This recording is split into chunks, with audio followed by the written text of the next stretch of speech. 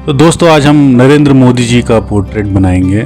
इसके लिए मैंने 10 बाय 12 का कैनवास यूज़ किया है और स्केच मैंने पहले कर लिया। इसके लिए मैंने ब्लॉक टेक्निक का यूज़ किया था। तो फोटोग्राफ को देखकर जो आप देख सकते हैं रेफरेंस फ़ोटो में, उसको देखकर मैंने ये स्केच किया है। नरेंद्र मोदी जी का जन्म जो है 17 सितंबर 1950 में वडनगर नामक जगह पे हुआ था, जो कि गुजरात में है। नरेंद्र मोदी को लोग बचपन में नरिया कह के बुलाते थे। नरेंद्र मोदी जी की जो पिताजी हैं, उनकी रेलवे स्टेशन पे चाय की दुकान थी और उन्होंने 1965 के समय जो भारत पाकिस्तान का युद्ध हुआ था, तो रेलवे स्टेशन से गुजर रहे सैनिकों को उन्होंने चाय पिलाई थी और वो काफ़ी भावुक हुए थे। उनको बहुत अच्छा लगा था। दोस्तों अगर आपने मेरा चैनल अभी तक सब्सक्राइब नहीं किया तो प्लीज़ उसे सब्सक्राइब कीजिए, और अगर आपको ये वीडियो पसंद आता है तो उसको लाइक और जो भी आपके कमेंट्स है वो ज़रूर लिखिएगा। बहुत मोटिवेशन मिलता है जब आप कुछ लिखते हैं कमेंट्स में, तो पढ़कर उसको, और कोई अगर क्वेरीज है वो भी आप पूछ सकते हैं मुझसे। तो हमारा बैकग्राउंड ऑलमोस्ट हो गया है। हम बैकग्राउंड को एक बार और रिफाइन करेंगे जब पेंटिंग हो जाएगा। तो अभी हम ज़्यादा इस पे एफर्ट नहीं कर रहे हैं। आप मुझे कांटेक्ट कर सकते हैं, नीचे देखिए आप ईमेल भी दिखाई दे रहा है मेरा, और व्हाट्सएप नंबर भी है, आप उस पर व्हाट्सएप करके मुझसे पूछ सकते हैं। अब हम आँखों को पेंट करेंगे। आँखों को पेंट करने के लिए जो पर्शियन ब्लू, रेड और बर्न अंबर से डार्क टोन बनाए हैं, और आँखों के लिए मैं वाइट भी यूज़ करूँगा। मैं डायरेक्ट जो ब्लैक कलर आता है मार्केट में वो यूज़ नहीं करता हूँ, मैं अपना खुद का ब्लैक बनाता हूँ। इसके लिए मैं 3 कलर मिक्स करता हूँ, रेड, पर्शियन ब्लू और बर्न अंबर। ऐसा मैं इसलिए करता हूँ क्योंकि मुझे जो रिज़ल्ट हैं वो जो काफ़ी फ्रेश मिलते हैं इससे। अगर मैं डायरेक्ट जो ब्लैक आता है बाहर से या मार्केट में जो मिलता है, उससे थोड़ा डल मुझे फील होता है यूज़ करने के बाद। आँखें जो होती है वो किसी भी पोर्ट्रेट का एक बहुत ही इम्पॉर्टेंट पार्ट होता है। अगर हमारी आँखें अच्छे से बन गई तो वो पोर्ट्रेट काफ़ी अच्छा बनता है। तो इसके लिए बहुत ध्यान रहकर हमें आईज़ को पेंट करना होता है। आप देख सकते हैं उनकी एक आँख ऑलमोस्ट पेंट हो चुकी है, अभी हम दूसरी आँख को पेंट करते हैं। तो अब आप देखिए थोड़ा सा एक मोदी जी का जो लुक है वो आना शुरू हो गया है आँखों के कारण।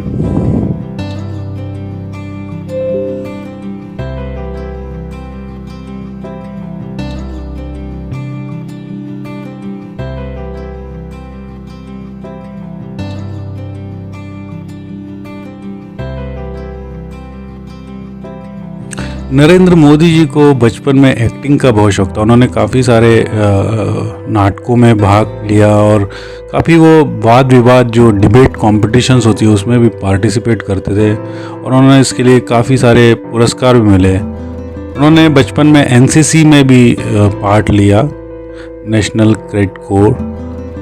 अब हम जो है देख सकते हैं जो डार्क लाइंस हैं चेहरे के ऊपर उसको प्रोमिनेंट कर रहे हैं। हम वही कलर यूज़ कर रहे हैं जो हमने आँखों के लिए यूज़ किया था। उससे एक स्केच को और ज़्यादा क्लीन और क्लियर बना रहे हैं। अब हम जो है उनका जो डार्क पोर्शन है चेहरे का, उसके ऊपर पेंट करेंगे। तो हमारी जो स्किन टोन है उसके लिए हम जो है बर्न अंबर, ऑरेंज, येलो आकर, बर्न सिएना, ये 3-4 कलर और वाइट, इसको मिक्स करके हम 3 टोन बनाते हैं। एक डार्केस्ट टोन रहती है, एक मिडिल टोन रहती है और एक ब्राइटर या लाइटर टोन रहती है। तो हम इन्हीं कलर को यूज़ करेंगे। जैसे जैसे हम उसको लाइट टोन में बनाएंगे तो उसमें वाइट ज़्यादा मिक्स करते जाते हैं। तो हम जनरली क्या करते हैं, जब पोर्ट्रेट बनाते हैं तो ये 3-4 तरह की टोन्स हैं बना के पहले से रख लेते हैं, तो ऑन द फ्लाई फिर हम उसको यूज़ कर सकते हैं। बचपन का एक घटना है, वो एक बार शर्मिष्ठा तालाब में नहा रहे थे, वहाँ से एक छोटे घड़ियाल के बच्चे को पकड़कर घर ले आए और जब उनकी माँ ने उन्हें समझाया तो फिर वो वापस छोड़ने गए थे। तो इससे उनकी जो बहादुरी है वो दिखाई देती है कि बचपन से ही वो इतने निडर थे कि वो घड़ियाल के बच्चे को अपने साथ ले आए थे पकड़ के।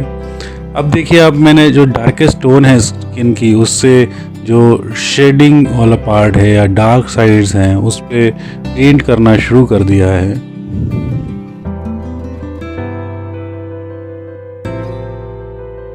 बचपन से ही मोदी जी साधु संतों से बहुत प्रभावित थे और बचपन से वो सन्यासी बनना चाहते थे। है ना इंटरेस्टिंग चीज़। सन्यासी बनने के लिए मोदी जी ने स्कूल की पढ़ाई के बाद घर से भाग गए थे। इस दौरान मोदी जी पश्चिम बंगाल में रामकृष्ण आश्रम और कई जगहों पर इसी तरह से घूमते रहे थे।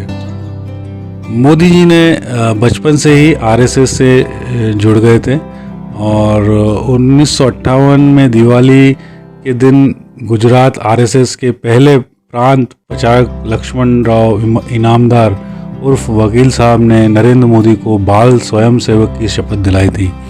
तो उनके जो आचरण से ही बचपन से ही पता चल रहा था कि वो कुछ बड़ा करने वाले हैं। अब हम जो डार्कर से और लाइटर की जो मिडिल टोन है उसको अप्लाई कर रहे हैं फेस के ऊपर।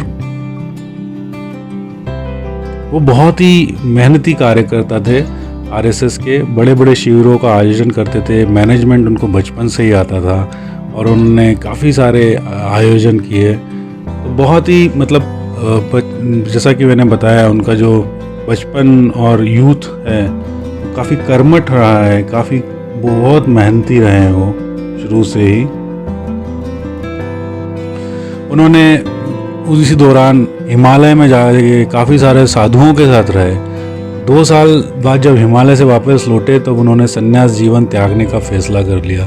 तो आप सोचिए, वो 2 साल तक हिमालय में साधु संतों के साथ ध्यान तपस्या इसी में लीन रहे। तो बहुत ही आध्यात्मिक और तपस्वी हैं श्री मोदी जी।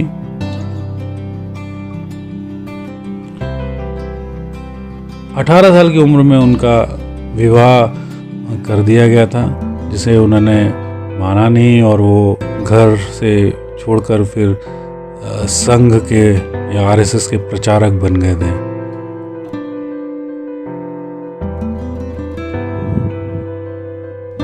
अब आप देख सकते हैं कि चेहरे के ऊपर एक झलक आ रही है मोदी जी की। धीरे धीरे चीज़ें बनती जा रही है। अब हम लाइटर टोन को अप्लाई कर रहे हैं जिन एरियाज़ में जहाँ पर उभार हैं या उठे हुए एरिया है। मोदी जी बचपन से ही जब भी कोई नया काम शुरू करते हैं तो वो अपनी माँ का आशीर्वाद ज़रूर लेने जाते हैं और चुनाव में जब भी जीतते हैं तब भी वो अपनी माँ का आशीर्वाद लेने आते हैं। आपने भी देखा हुआ, कई बार टीवी पे दिखा चुके हैं, माँ और नरेंद्र मोदी जी के जो फोटोज़ हैं वो भी काफ़ी पॉपुलर हैं।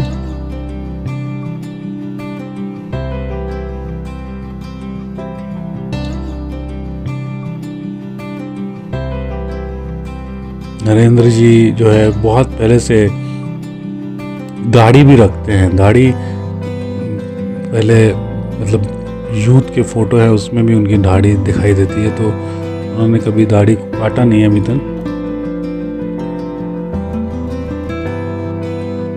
1975 में जब इमरजेंसी लागू हुई थी इंडिया में, तब उनको पकड़ने के लिए पुलिस लगी थी और उन्होंने अपना वेश बदलकर सरदार का रूप धारण किया था और करीबन 2.5 साल तक पुलिस उन्हें पकड़ नहीं पाई थी। नरेंद्र मोदी जी ने अमेरिका में मैनेजमेंट ऑफ पब्लिक रिलेशन के ऊपर 3 महीने का कोर्स भी किया हुआ दोस्तों। तो वैसे भी उनको मैनेजमेंट काफ़ी आती है और उन्होंने एक कोर्स भी किया हुआ है जो कि अपने आप में एक बहुत फेमस कोर्स है। और मोदी जी को लेखन का और कविता लिखने का और ये भी काफ़ी शौक़ है। उन्होंने कई लेख लिखे हैं गुजराती भाषा में और हिंदू भाषा में। हिंदी भाषा में। हिंदुत्व के ऊपर वो जनरली लिखते हैं और वो स्वामी विवेकानंद से बहुत ज़्यादा प्रभावित हैं। उन्होंने गुजरात में विवेकानंद युवा विकास यात्रा भी निकाली थी, अगर आपको याद हो। मोदी जी जो हैं शुद्ध शाकाहारी हैं। उन्होंने कभी भी सिगरेट शराब को हाथ नहीं लगाया है। अभी भी आप देख सकते हैं मोदी जी जब भाषण देते हैं तो वो पूरी तैयारी के साथ आते हैं। वो अपना भाषण कभी पढ़कर नहीं बोलते हैं, वो इतनी तैयारी करके आते हैं कि वो चाहे 1 घंटे का भाषण हो चाहे 2 घंटे का भाषण हो, वो बिना पढ़े निरंतर एक के बाद एक टॉपिक के ऊपर बोल सकते हैं। तो ये अपने आप में एक बहुत बड़ी कला है उनमें। और जब वो बोलते हैं, संवाद साधते हैं जब लोगों से, तो ऐसा लगता है जैसे उनके लिए ही बात हो रही है। बहुत कनेक्ट करते हैं ये। अब मैं जो उनके बाल हैं उसके ऊपर काम कर रहा हूँ। सबसे पहले मैंने ग्रे टोन बनाई, जिसमें येलो, ब्लू, वाइट और ब्लैक को मिक्स किया, थोड़ा सा बर्न अंबर को मिक्स किया और बहुत लाइट एक ग्रे बनाया है। आप देखिए ये ग्रे टोन में जहाँ जहाँ बाल है वो हर जगह पे लगाऊंगा, कलर करूँगा यही वाला, और फिर इसको थोड़ा सूखने दूंगा।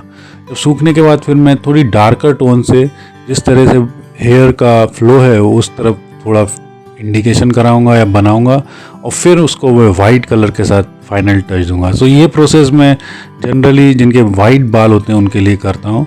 मैंने बालों को कैसे पेंट किया जाता है इसके ऊपर काफ़ी सारे वीडियोस पहले भी बनाए हैं। मैंने एक लेडी का पेंटिंग बनाया था, मैंने कुछ पोर्ट्रेट्स बनाए जिसमें मैंने बताया है कि किस तरह से बालों को पेंट करते हैं, चाहे वो ब्लैक हेयर हो चाहे वाइट हेयर हो। लास्ट ईयर मैंने एक सरदार जी का पोर्ट्रेट बनाया था, उसमें उनकी दाढ़ी पेंट की थी, उसका भी आपको वीडियो अवेलेबल है, तो आप देख सकते हैं किस तरह से मैंने वो बनाई थी। तो ये जो फंडामेंटल है कि पहले ग्रे कलर करते हैं, फिर इससे डार्क कलर से उसका फ्लो करते हैं बालों का, और फिर उसको वाइट कलर से फाइनल टच देते हैं। तो इससे आपकी वाइट दाढ़ी काफ़ी अच्छी बनती है।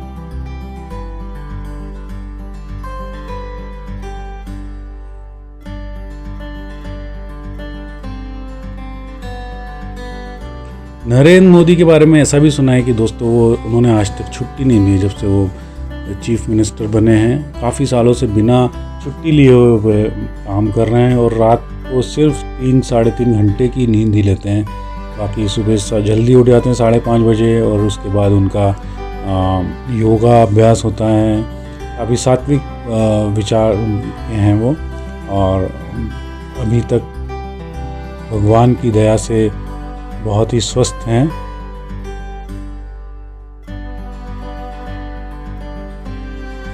मोदी जी ने आने के बाद काफ़ी सारे चेंजेस लाए हैं। सबसे पहला चेंज तो मैं देखता हूँ कि जो अंतर्राष्ट्रीय स्तर पर भारत की गरिमा बहुत बढ़ी है।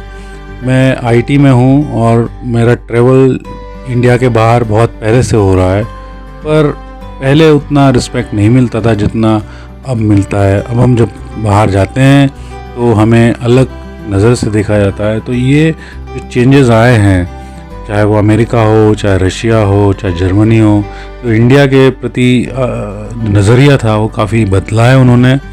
अभी रिसेंटली आप देख सकते हैं कि दुनिया में अभी भी कोरोना की वैक्सीन उतनी अवेलेबल नहीं है, पर इंडिया में 2 तरह की वैक्सीन अवेलेबल है। हमारा वैक्सीनेशन का कार्यक्रम चालू हो चुका है, और इतना ही नहीं, हम दूसरे देशों को भी मदद कर रहे हैं वैक्सीन पहुंचाकर। तो ये अपने आप में एक बहुत बड़ा अचीवमेंट है कि इंडिया भी किसी की तरफ देख नहीं रहा है, बल्कि वो दूसरों की मदद कर रहा है। और यही सब के रहते हुए इंडिया की छवि बहुत सुधर गई है अब। दूसरा दोस्तों, जिस तरह से उन्होंने आतंकवाद के ऊपर कंट्रोल किया, जो हमने सर्जिकल स्ट्राइक्स की, उसके बाद अभी तक बहुत ही रेयर आतंकवादी हमले होते हैं, काफ़ी कंट्रोल में हैं। तो ये एक अपने आप में देखने वाली बात है कि किस तरह से उन्होंने दुश्मन देशों को कंट्रोल में कर रखा है, चाहे वो पाकिस्तान हो चाहे चाइना हो, वो बहुत ही बड़ा एक अपने आप में अचीवमेंट है।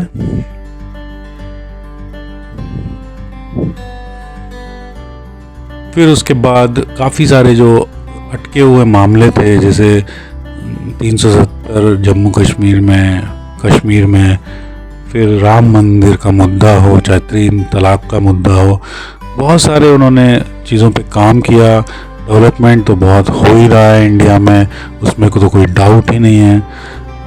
तो बहुत ही सक्षम है वो बड़े बड़े फैसले लेने में, और काफ़ी जो जिसे बोलते हैं कि उनमें साहस है बड़े फैसले लेने का। और आज वो इंडिया के ही नहीं बल्कि वर्ल्ड के पटल पर या विश्व स्तर पर सबसे बड़े नेता के रूप में उभरे हैं। चाहे वो कोरोना काल हो, चाहे फिर वो दूसरे कोई भी आपदाएं आती हैं, विश्व स्तर की बातें करते हैं वो। तो उसकी वजह से उनका जो सम्मान है वो सारे देशों में होता है। बड़े बड़े देशों के प्रमुख, चाहे वो रशिया के प्रमुख हो, चाहे जापान के प्रमुख हो, चाहे वो अमेरिका के प्रमुख हो, बहुत ही इज्जत है उनकी। उन्होंने जो है गुजरात को प्रमोट करने के लिए पर्यटन काफ़ी काम किए। और भी जगह जैसे राम मंदिर का जो निर्माण हो रहा है, चाहे वो सरदार वल्लभ भाई पटेल की मूर्ति हो, बहुत सारी चीज़ें जो हैं उन्होंने कराई हैं अपने क्षेत्रों में, और जिसकी वजह से काफ़ी पर्यटन भी बढ़ा है। 2014 में मोदी जी के नेतृत्व में भारतीय जनता पार्टी ने बहुत ही बहुमत के साथ विजय हासिल की थी लोकसभा चुनाव में, और तब से वो प्रधानमंत्री हैं। और फिर दूसरी बार फिर से जो है 2019 में उन्होंने जीत हासिल करी और फिर से वो प्रधानमंत्री बने। और हम सभी आशा करते हैं कि वो आने वाले सालों में भी हमारे देश का नेतृत्व करें और हमारे देश को ऊंचाइयों पर पहुंचाएं। और हम सभी ये कामना करते हैं कि उनकी जो हेल्थ है वो इसी तरह से स्टेबल और स्ट्रांग बनी रहे।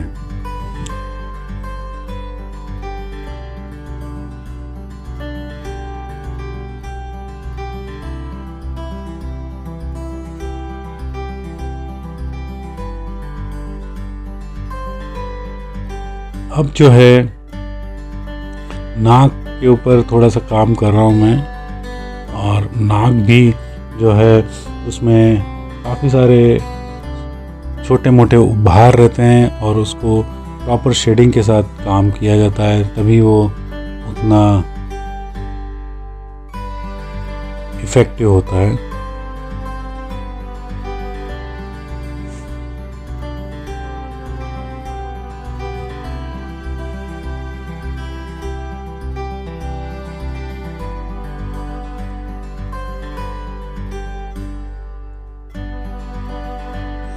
अब हमारा जो है फेस का काम थोड़ा हो गया। अब हमें थोड़ी सी ब्लेंडिंग करनी है। इसके लिए मैं सॉफ्ट ब्रश यूज़ कर रहा हूँ, जिससे जो बहुत शार्प लाइंस हैं चेहरे के ऊपर वो ब्लेंड करूँ। और फिर जो आँखें हैं, एक और चीज़ आपको बतानी थी मुझे कि जब भी हम ऑयल कलर के साथ पेंटिंग करते हैं तो हम 2-3 लेयर में काम करते हैं। एक्रेलिक कलर में एक बार कलर अप्लाई करने के बाद उसको हम ज़्यादा डिस्टर्ब नहीं कर सकते हैं। ऑयल कलर में हम कर सकते हैं। हमें अगर पसंद नहीं आए कलर तो हम उसको रब करके फिर से दूसरा कलर अप्लाई कर सकते हैं, क्योंकि वो सूखता देर से है और इसीलिए हम ऑयल कलर के साथ लेयर्स में काम करते हैं।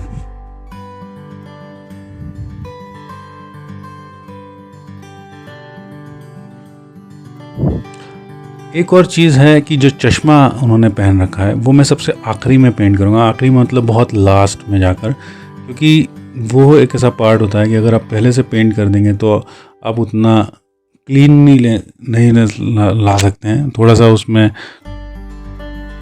कलर मिक्स होने का खतरा रहता है, तो इसके लिए मैं जो है लास्ट में पेंट करता हूँ चश्मे को।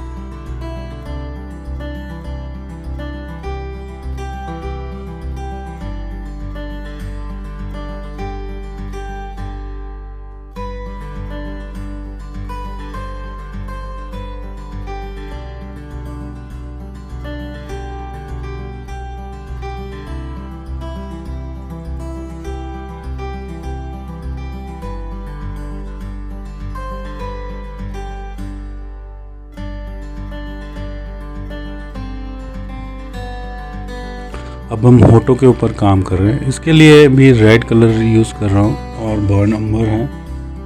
होठों का आप देख सकते हैं कि लेडीज़ का तो जनरली पिंक या रेड कलर होता है, पर जब जेंट्स का हम बनाते हैं या मेंस का हम बनाते हैं तो होठों के लिए आपको जनरली बर्न अम्बर ही यूज़ करना पड़ता है और थोड़ा उसमें सिएना, बर्न सिएना मिक्स कर देते हैं। पर होठ भी एक अपने आप में मेन पार्ट होता है पोर्ट्रेट का, और इससे एक्सप्रेशंस जो हैं वो काफ़ी हद तक कंट्रोल होते हैं। इस फोटोग्राफ में आप देख सकते हैं कि मोदी जी मुस्कुराते हुए हैं। हल्की जो उनकी टिपिकल मुस्कुराहट है वो दिखाई दे रही है, और उसको पेंट करने के लिए ही मैं ट्राई कर रहा हूँ। देखते हैं कितना मैं सक्सेसफुल होता हूँ।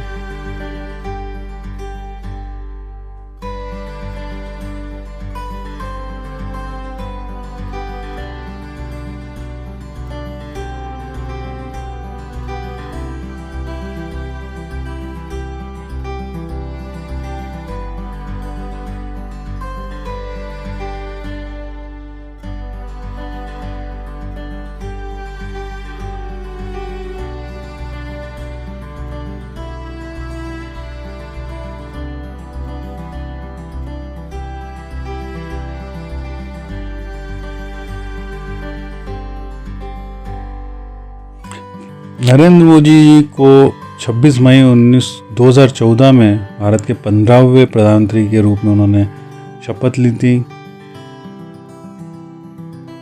और जब वो पहली बार संसद पहुंचे थे प्रधानमंत्री बन के, तो उन्होंने संसद के जो सीढ़ियाँ होती हैं उसके ऊपर नतमस्तक हुए थे। तो उससे आप समझ सकते हैं कि वो संसद को अपना एक मंदिर जैसा मानते हैं और अपने काम को एक पूजा।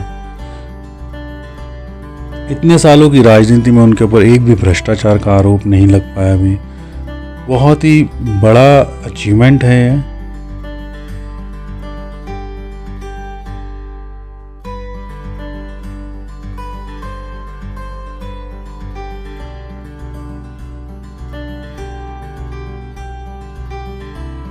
हमारे होंठ अभी काफ़ी हद तक बन गए हैं। काफ़ी अच्छा एक स्माइली इफ़ेक्ट आया उसमें। थोड़ा टच दे रहा हूँ मैं लाइटर टोन्स के साथ, तो एक शाइन आती है, वो भी दिखानी है।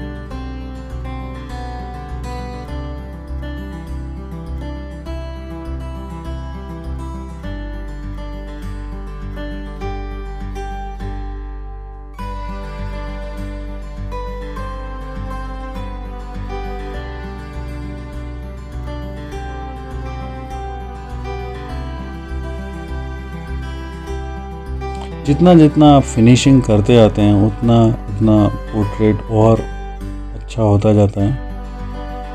जैसा कि ये बताया मैंने, छोटा पोर्ट्रेट का ये कैनवास है, 10x12 का कैनवास है, तो बहुत ज़्यादा समय नहीं लगा मुझे बनाने के लिए। पर अब जो फिनिशिंग कर रहा हूँ उसमें थोड़ा सा समय लग रहा है मुझे, और जितना मैं समय दूंगा इस पोर्ट्रेट पे उतना वो एक्यूरेट होगा और अच्छा बनेगा।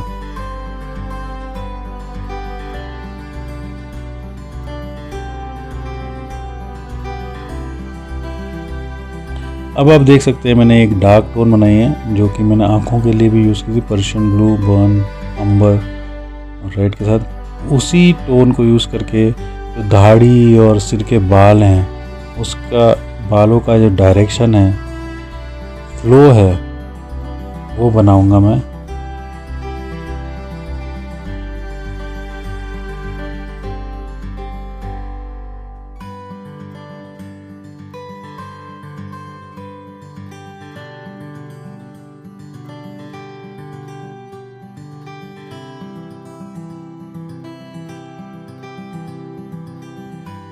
जो फ्लो है आप देख सकते हैं, उससे पता चल रहा है कि किस डायरेक्शन में वो जा रहा है। और अब हम जब ये मार्क कर देंगे फ्लो बालों का, तो फिर हम वाइट कलर के साथ उसका फाइनल टच करेंगे।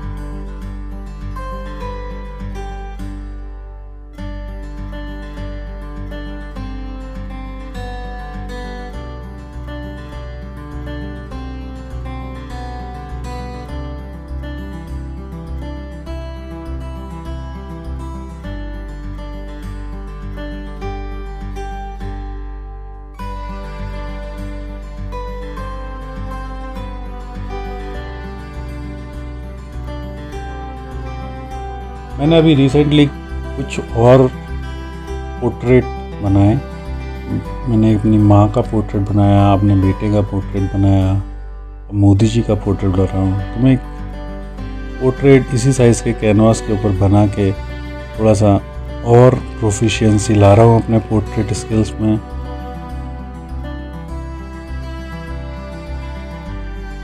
ये दोस्तों एक लर्निंग प्रोसेस है जिसमें आप जितना प्रैक्टिस करेंगे उतना आप सीखेंगे।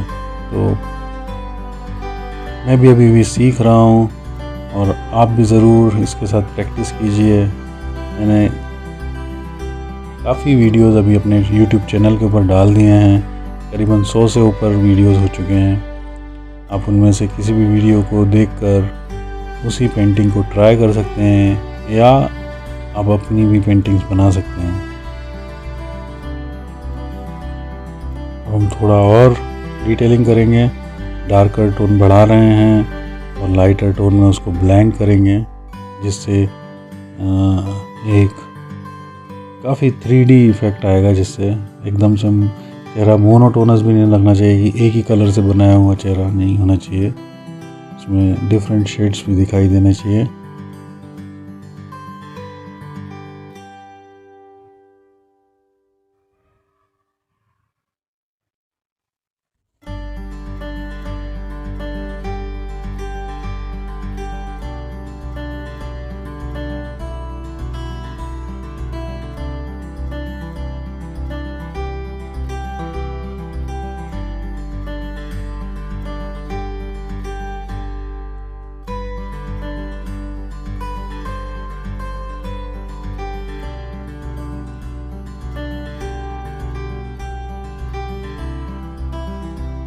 लगने लगा है अब कि मोदी जी का पोर्ट्रेट बन रहा है।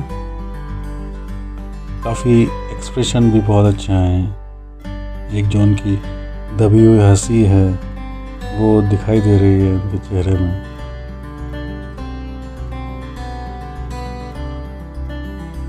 नरेंद्र मोदी जी का जब भाषण होता है, जब बोलते हैं वो, तो इतना अच्छा बोलते हैं, इतना इफ़ेक्टिव बोलते हैं कि वो सीधे हर हिंदुस्तानी के दिलो दिमाग पे असर करता है। और इस तरह की जो कला है बहुत कम लोगों में होती है दोस्तों।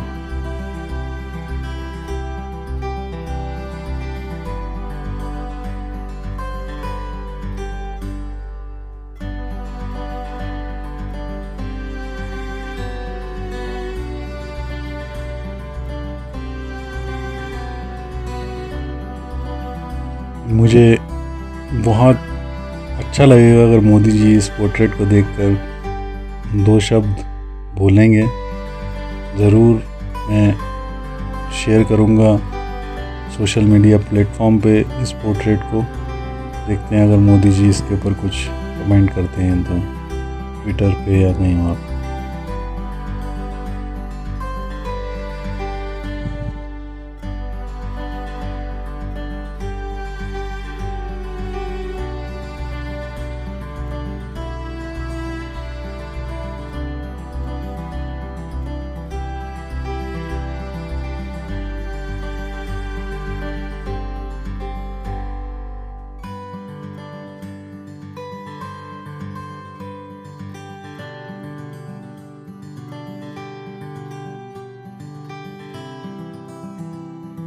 अभी हाल ही में दोस्तों 25 जनवरी 2021 से 28 जनवरी 2021 तक मेरी एक एग्जीबिशन थी, group exhibition, hotel Taj Mahal palace Mumbai में।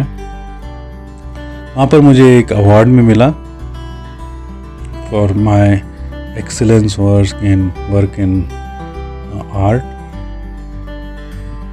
वहाँ पर जो चीफ गेस्ट थे वो संजय चहल जी थे, जिन्होंने काफ़ी सारे मूवीज़ का डायरेक्शन किया है, लिरिक्स लिखे हैं और स्टोरी डायलॉग्स वगैरह लिखते हैं। और श्री उदय पारकर जी, जो कि एक रिनाउंड आर्टिस्ट हैं अपने आप में, उनके हाथों से मुझे वो अवार्ड मिला। बहुत ही अच्छा एक्सपीरियंस था।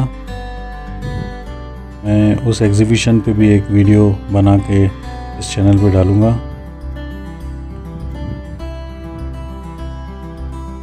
अब आप देख सकते हैं कि मैंने वाइट कलर यूज़ करना चालू किया है और उससे मैं उसी डायरेक्शन में बालों का फ्लो रख रहा हूँ जिस डायरेक्शन में हमने डार्क कलर के साथ किया था।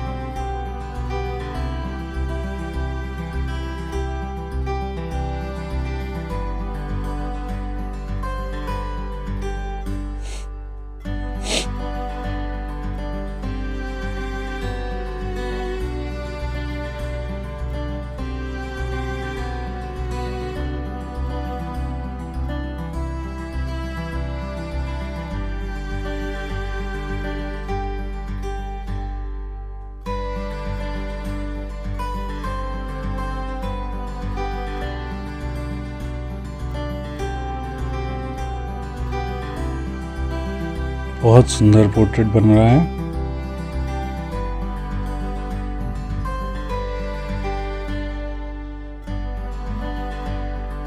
अब हम एक बार और आंखों की फिनिशिंग कर रहे हैं।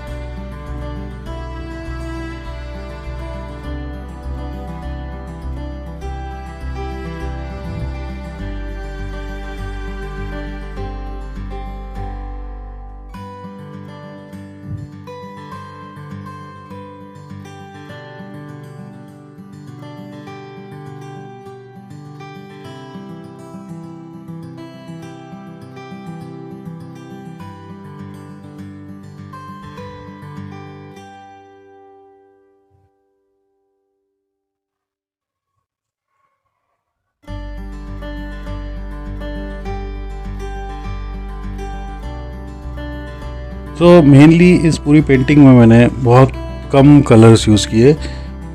जो बैकग्राउंड था उसके लिए मैंने बर्न अम्बर, येलो ऑकर और थोड़ा वाइट यूज़ किया। बालों के लिए मैंने ग्रे टोन बनाया पहले बेस में, या इसके लिए ग्रे टोन के लिए मैंने ब्लू, बर्न अम्बर और वाइट यूज़ किया। फिर मैंने डार्कर टोन से बहुत डार्क टोन बनाए जिसके लिए मैंने पर्शियन ब्लू, बर्न नंबर और रेड यूज़ किया। जैसे मैंने आँखों को पेंट किया, उनके बालों का डायरेक्शन किया।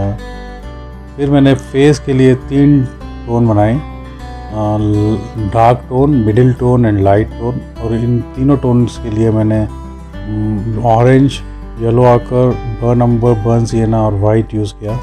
जब मैंने लाइटर टोन बनाई तो उसके लिए मैंने वाइट को ज़्यादा मिक्स किया।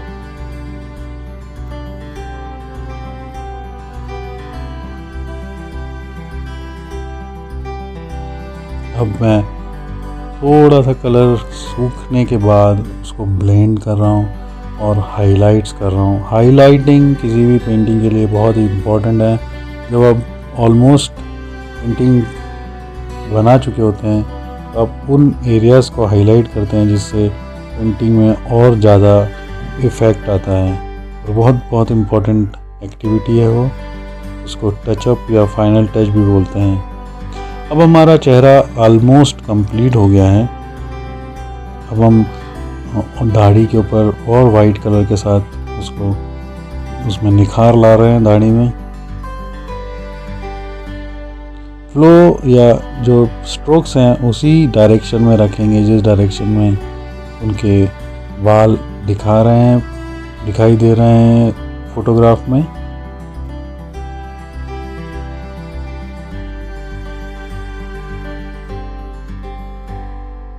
बहुत ही सुंदर पोर्ट्रेट बना है, मुझे बहुत पर्सनली अच्छा लगा।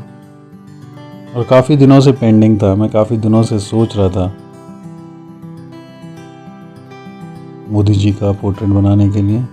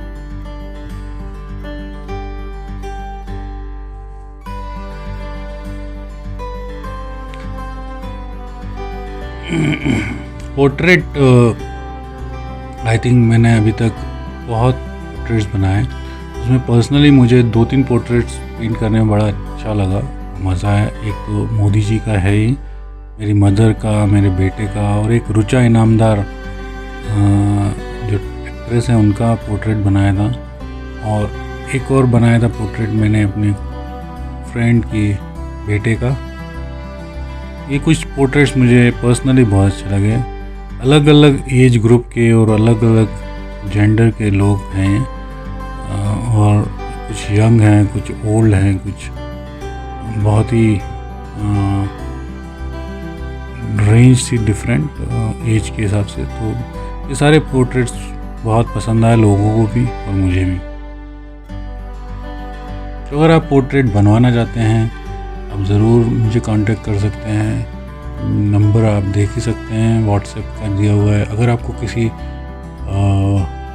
कोई स्पेसिफिक चीज़ की पेंटिंग बनवानी है, या फिर आपको कोई मेरी पेंटिंग पसंद है और उसे आप ख़रीदना चाहते हैं, तो प्लीज़ कांटेक्ट कीजिए मेरे मेल पे या मेरे फ़ोन पे, और मुझसे आप बात कर सकते हैं।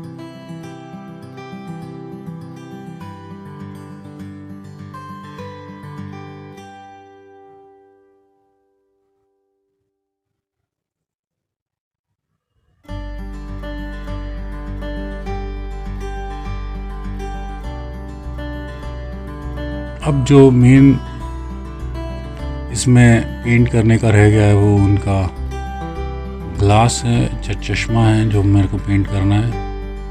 मैंने जैसे पहले भी बताया था कि जब किसी पोर्ट्रेट में चश्मा आपको पेंट करना है तो वो सबसे आखिरी में किया जाता है, और जो उन्होंने चश्मा लगाया है वो रिमलेस या फ्रेमलेस है, जिसमें और ज़्यादा ध्यान रखना पड़ता है। जब आपकी फ्रेम होती है तो आप पेंट कर सकते हैं, पर फ्रेम लेस है तो केवल थोड़े एजेस आप पेंट करते हैं और उसके बेसिस पे एक आइडिया आता है कि ये चश्मा लगाया हुआ है।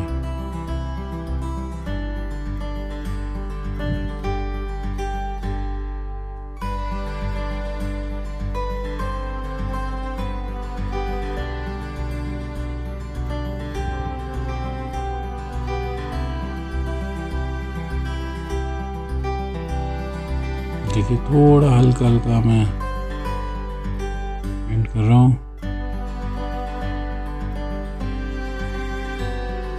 जो उनके आईब्रोज के बाल हैं उसको थोड़ा सा वाइटिश बीच बीच में है, वो पेंट कर रहा हूँ।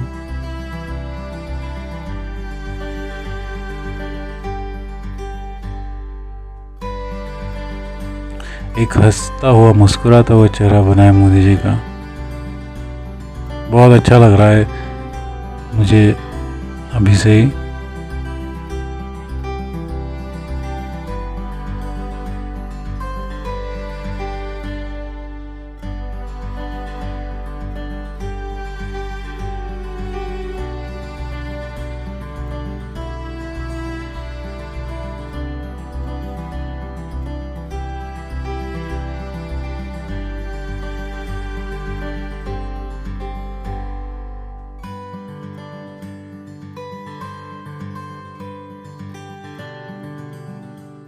अब हम उनके जो चश्मे का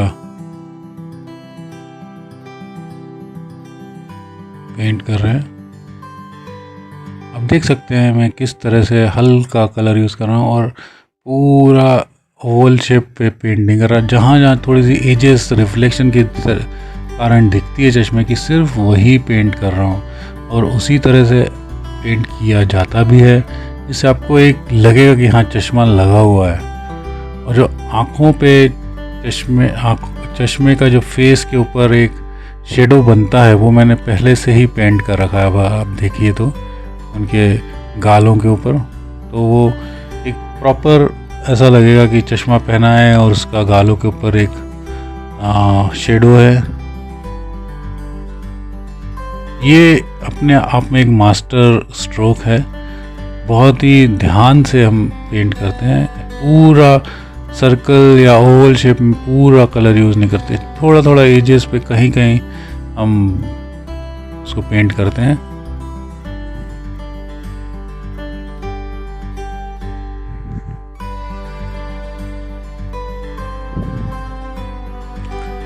तो हमारा पेंटिंग अभी लगभग कंप्लीट हो गया है दोस्तों।